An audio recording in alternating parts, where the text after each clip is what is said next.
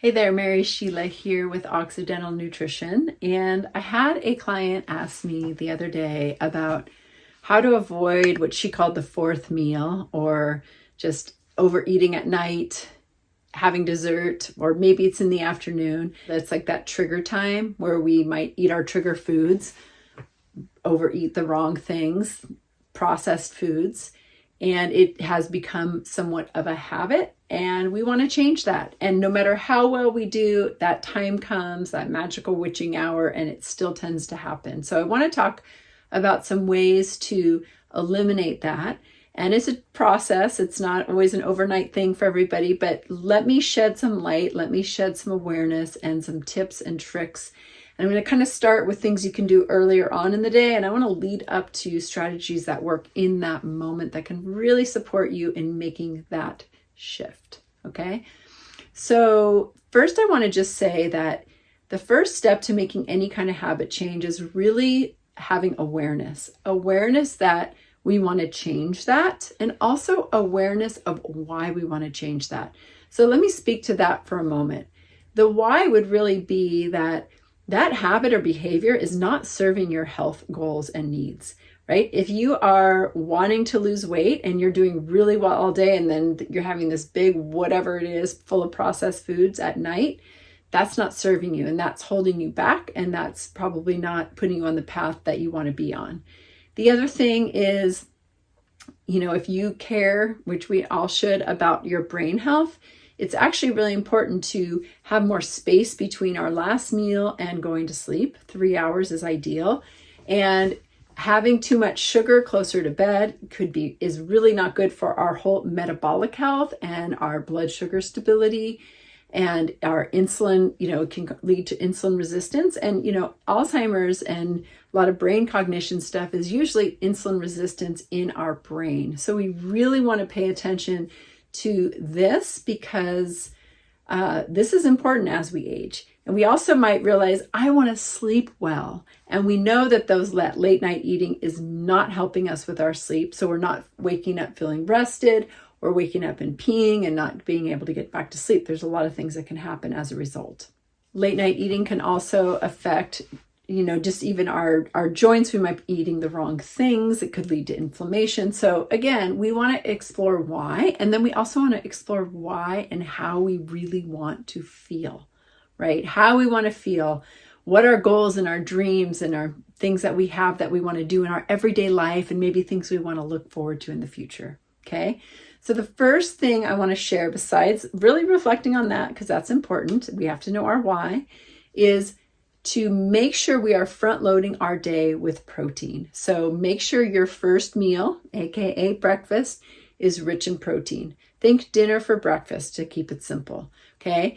And if you are somebody who's waiting to eat, and then you're doing you're eating and then you're late night eating, that's probably too stressful on your system, and you need to bring everything down. You need to have that earlier meal and get your body in the habit of eating. Your body will recognize again the rhythm of your food intake, and you'll get hunger cues. I'm not saying you have to eat your first meal at 7 a.m. if that sounds out of the world to you, but you want to start eating earlier in the day. You want to make sure there's protein with your first meal, protein with your lunch, and then you want to have an afternoon snack, okay? Especially if you go to dinner feeling very hungry, it's good to include a snack. And that snack should also be maybe somewhat savory and also protein rich, okay? So that you are satiating those hormones that are maybe going to be more cravey later. And you're also supporting your serotonin pathway. And I'll talk about that in a minute.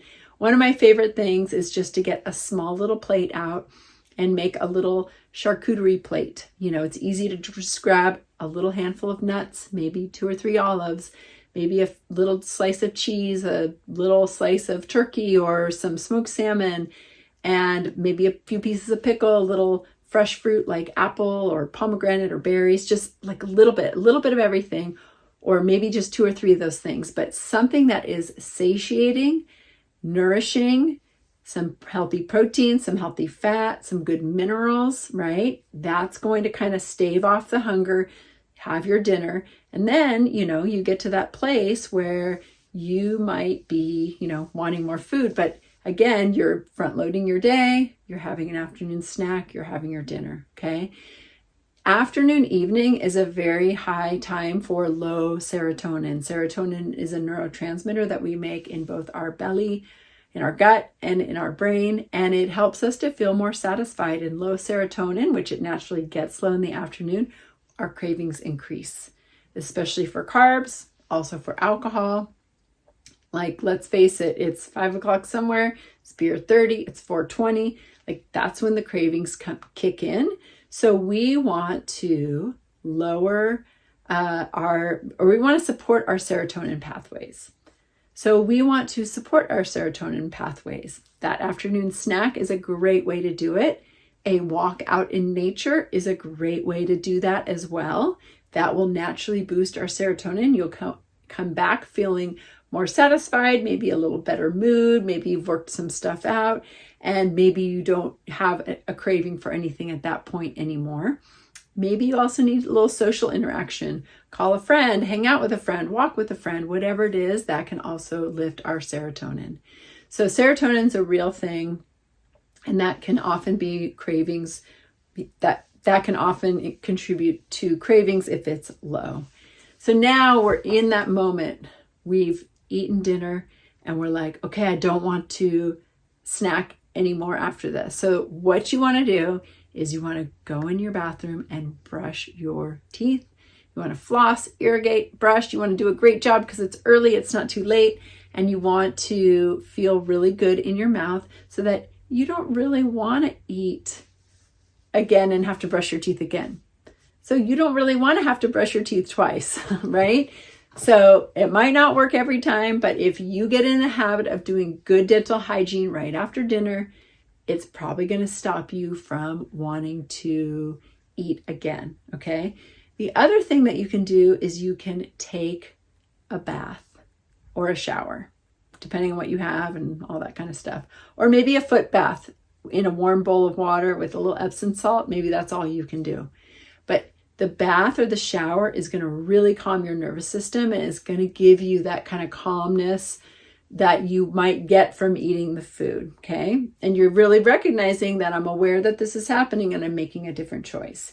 Now, I will tell you that when I do intermittent fasting, kind of what I was talking about before, I do the opposite of what a lot of people do, and I will eat earlier, but I will end earlier, right? So I end earlier, and I sometimes, in the evening, I want to eat, and I might even feel a little hungry, and I really want to eat something, and it kind of raises my nervous system because I'm really used to eating, and this is a change in what I'm doing. And that is when I will get in the shower. Sometimes I even put a shower cap on because if I don't want to get my hair wet, but I will take a shower and just let the water run over me and feel the calm that gives me. And then I kind of slide into my evening routine. I might keep my robe on, might read a book, might make a cup of tea, right? I just try to change it up and let that slide right into bedtime, okay? So that's an important piece, is that we kind of have to do things differently, right? Because there's a lot of association with things, right? We might turn on a movie and we want popcorn. We might do this and we want this, right? So we have to change those patterns. Even an after dinner walk can be amazing, especially as you kind of watch the light change.